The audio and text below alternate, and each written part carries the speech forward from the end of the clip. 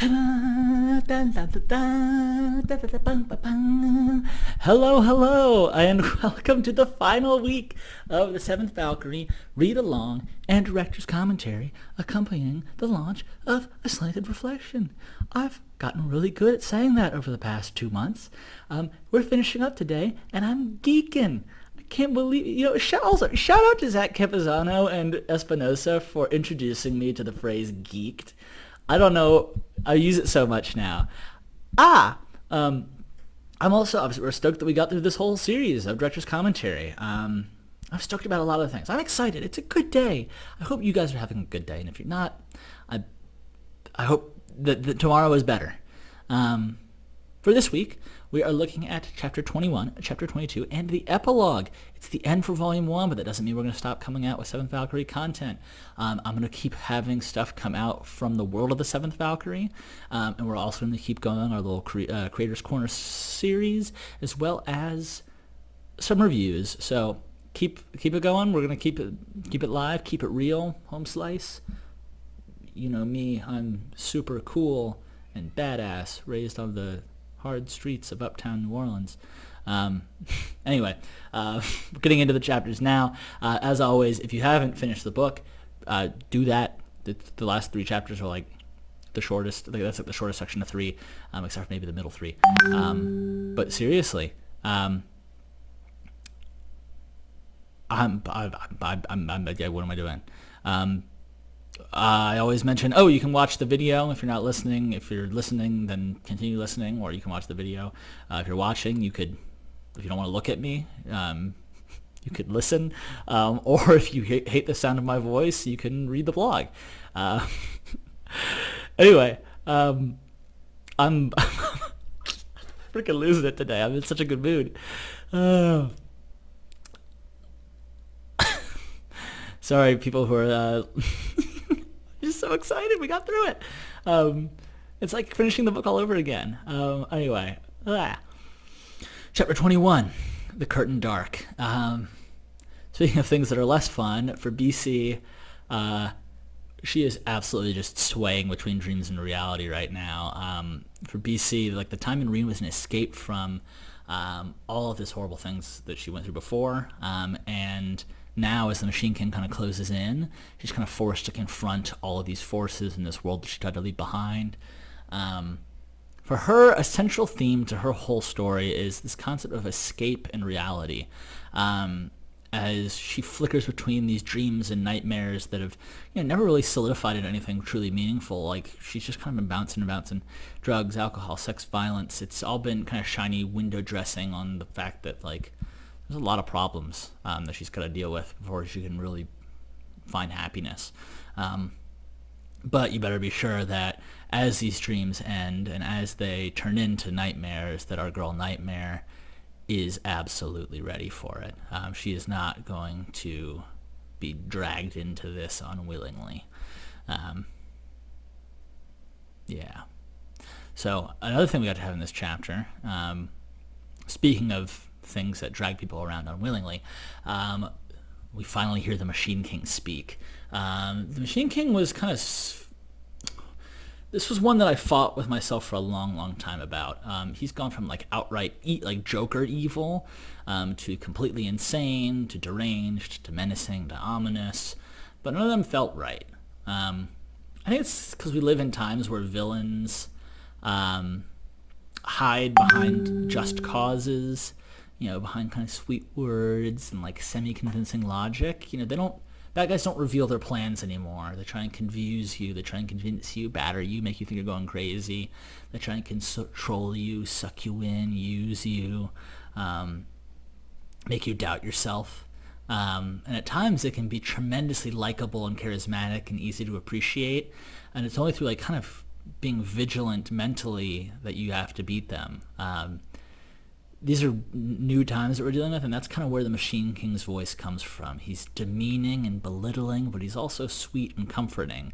He makes you feel small and powerless and like you have no idea what's going on, and then he shows you that he might not be kidding. I know we've only seen bits and pieces of him kind of pieces of his intentions, of his power. We will get to see more of him. He's not going to be a Dr. Claw. He does enter the story relatively soon, especially as he makes his move at the end of the volume with a full-out attack on the people of the Old City and the New City. We also get to cut, after VC's intervention, to Rat again. I mentioned last week, I think, in my chapter on Cyrus and Erytheme, that I love to show the power of characters by the effect they have on other people. Cyrus nearly turns to mush and collapses when Erytheme quirks an eyebrow, and shows that he's even the slightest bit pissed at him. And after all that Rat's been through this chapter, the only thing that really has him off, frantically summoning his men, is the slight possibility that Val might actually be the Iron Wolf.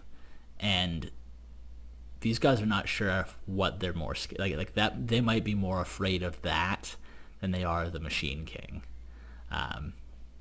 Gives you a sense of that legend and how much has grown on all sides of the continent. That even though the Machine King's a specter, the Iron Wolf is something that has grown and is very powerful.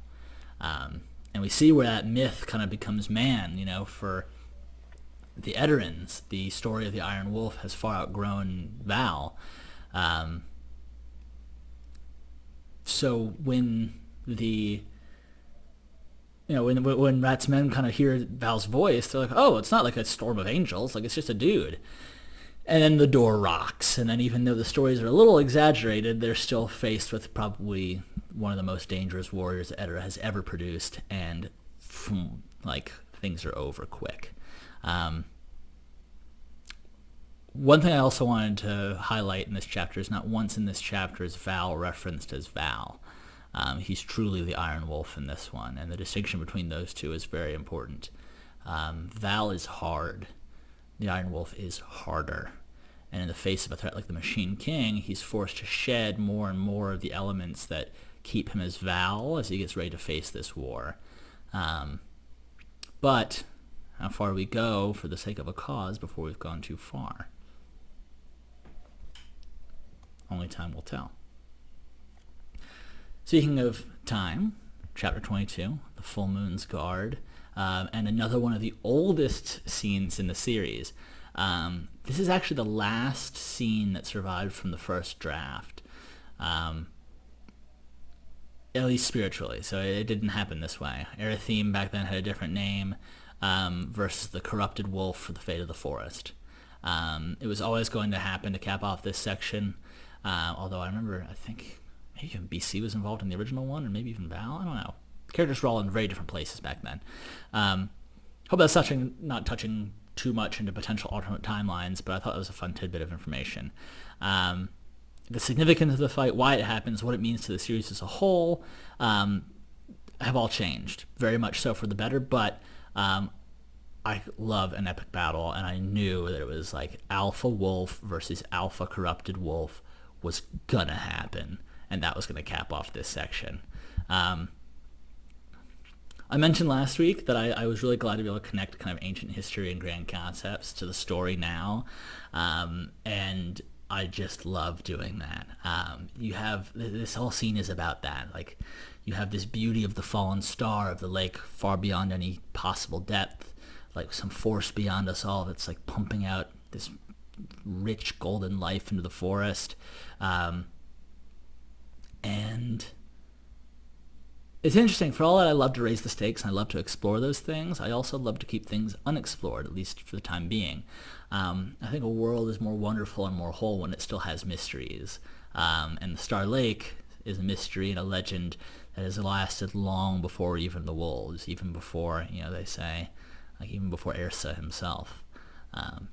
So it was really cool, to have Cyrus physically touch that and link into it and really see how this grand thing, even beyond the scale of Erytheme. Again, talking about kind of the grandness of it all. And speaking of Erytheme, did I get you with a twist?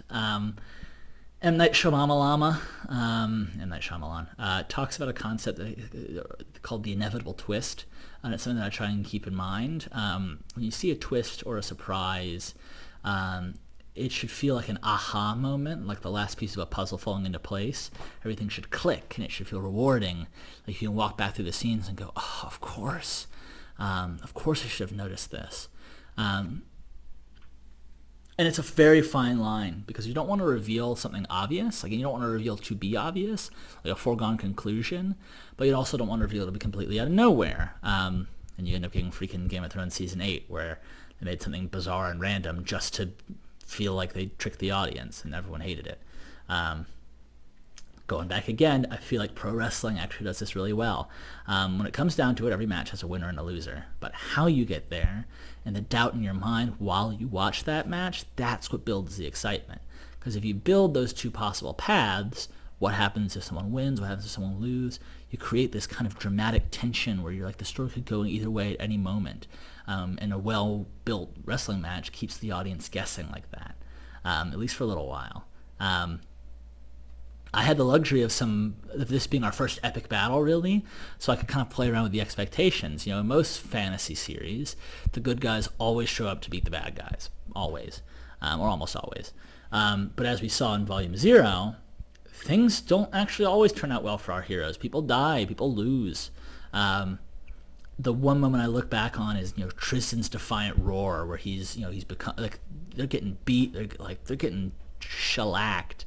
And Tristan, like, after the corrupted Floragons have exploded, sort of stands up and has this defiant roar. And I mean, for his character, it would be a fitting end for him to go down and swing. Like, it would be appropriate. Like, it wouldn't be cheap, and it would reinforce the fact that this is a dangerous world, and it is.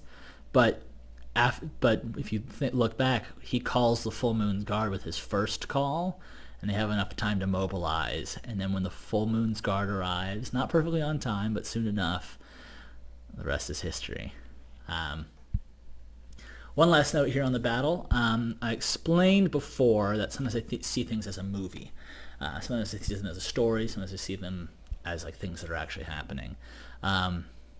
This was one that I saw, I heard, I felt. Like I said, this scene's been around since the very beginning of this series, and the challenge was building those sensations, bringing those anticipations of the moment into every aspect of this writing without necessarily needing to tell you.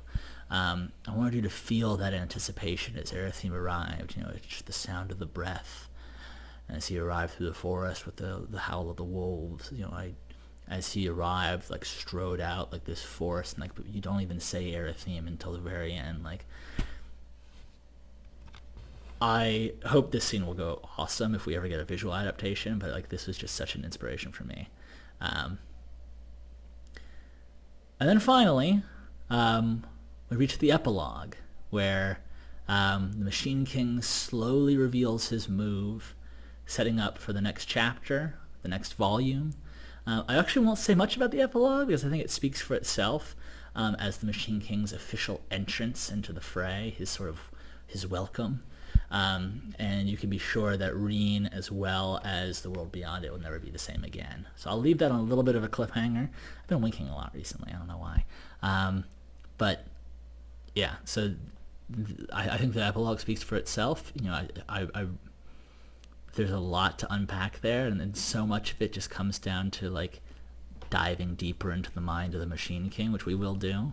So I'll leave that as a little tease for the next volume. So sorry, I have to do it. But after all that, that's a wrap. Wow, I can't believe that the director's commentary has been laid to rest. I hope you guys liked them, because I actually really enjoyed doing them. If you have any questions to follow up, as always, you can comment here and message us on Facebook, and I'll try to answer any overall questions you might have, if I get any, in a follow-up post. In the meantime, things to keep up an eye on. Like I said, we're going to be filling out the world of the Seventh Valkyrie, so that we have that tab on our homepage, and we've got that filled out with stuff from Volume 0, and then we're going to be kind of filling it in this like encyclopedias and maps and guides and stuff with Volume 1 content. I'll also be continuing my review series, moseying on with Creator's Corner, which we have a new spin-off about how to put a book out, and I'm kind of digging that. And who knows what happens next? I've got a timeline for when I'll start writing Volume 2, and the pieces are already coming together. I have an outline, and I know what happens. But I don't want to disappoint anyone, so I won't tell you exactly when it's coming out until I know that it's ready. So thank you. In the meantime, thank you for joining me on this journey, and thanks for being such wonderful people. I really hope you loved Volume 1. Whether you listened to it or you read it. Every time someone writes me and says like, "Oh, I really dug this," like, I get tears in my eyes. Like I had a moment with Scotty where I was messaging him while I was doing some ROMWAD, and it's just like a stretching thing. I'm just bored and texting while I'm doing it, even though I'm supposed to be focusing on my breathing. And he was just like, "Dude, I really love this book. Like I can't believe someone I knew write this." And like I was crying while stretching. Part of it was from the horrible pain of deep stretch, but it's like it's like you guys are why I do this. And I really hope that you liked it. I hope you like these Stretchers commentaries. I'm probably going to do them for every series because it's kind of fun to kind of go back through and wrap them up. And yeah.